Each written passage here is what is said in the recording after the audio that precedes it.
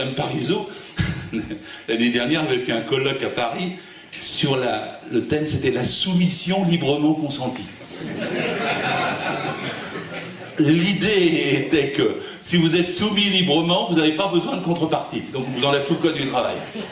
Voilà. Et vous savez, c'est pour ça qu'idéologiquement, souvent, ils vous disent vous êtes des collaborateurs. On vous a déjà dit ça. Moi, quand je rentrais dans une entreprise, il y avait toujours une DRH qui disait bonjour, monsieur l'inspecteur, je vous présente mes collaborateurs. Moi, à chaque fois, je faisais l'âne. Je disais, vos quoi? Ils sont clandestins, vous ne les avez pas déclarés, ils sont pas sur le registre du personnel.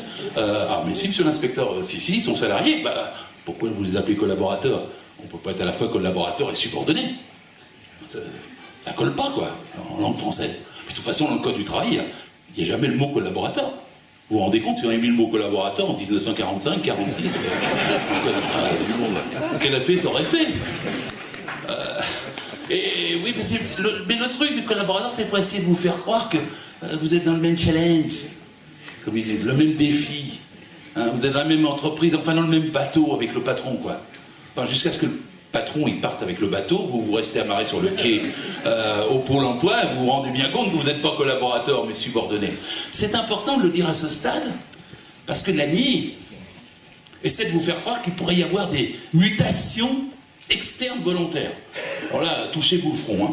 Vous aurez le droit, si votre employeur en est d'accord, d'aller dans une autre entreprise. Je vous conseille pas forcément. Hein. Le temps que... Enfin, vous mettant d'accord avec...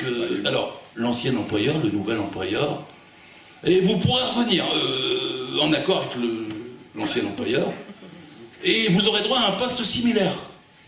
Pas identique, hein, similaire. Et si ça ne colle pas au retour, et que ça ne marche pas, vous serez présumé démissionnaire.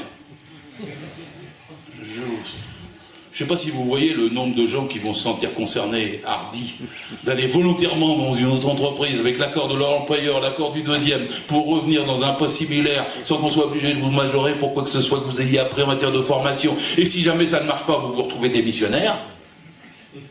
Je prétends même que c'est anticonstitutionnel. Parce qu'on ne peut pas préjuger de la démission. Et on ne peut pas préjuger de la nature de la rupture du contrat dans une circonstance comme ça. Mais ça fait rien, ils l'ont mis dans l'ANI. C'est écrit. C'est écrit, c'est signé. Alors il y a une mutation interne maintenant, volontaire. Alors vous faites un accord d'entreprise. Alors un accord d'entreprise, il faut qu'il y ait un syndicat qui signe, qui représente 50% des salariés. Mais, alors bon, je sais pas, mettons, monsieur le délégué CFTC, je suis employeur. Alors je vous propose de signer un accord pour les mutations internes volontaires. Oula, le délégué CFTC n'est pas sûr. Bon, on va réunir tout le monde, puis on va leur dire que sinon je mets la clé sous la porte. Les salariés vont avoir peur, évidemment, c'est le canon sur la tempe. Ils vont dire au délégué CFTC signe. Et alors ils seront à ce moment-là mutés. On pourra les changer de poste. On pourra les changer quasiment de métier. On pourra les changer d'établissement, de lieu de travail. Parce qu'il y a une discussion dans ce fameux sommet social pour savoir si le changement pourrait être à 30 km. À un moment donné, ils ont dit 300 km. À un autre moment donné, ils ont dit 500 km. Et à la fin, ils n'ont plus rien mis du tout. On peut vous envoyer n'importe où sur le territoire dans le cadre du plan de mutation interne volontaire suivi d'un accord majoritaire dans l'entreprise. N'importe où. Cherchez pas si vous ne me croyez pas. C'est ce qui a été fait notamment pour France Télécom. C'est ce qui a été fait dans plusieurs grandes sociétés qui se sont transformées de cette façon-là.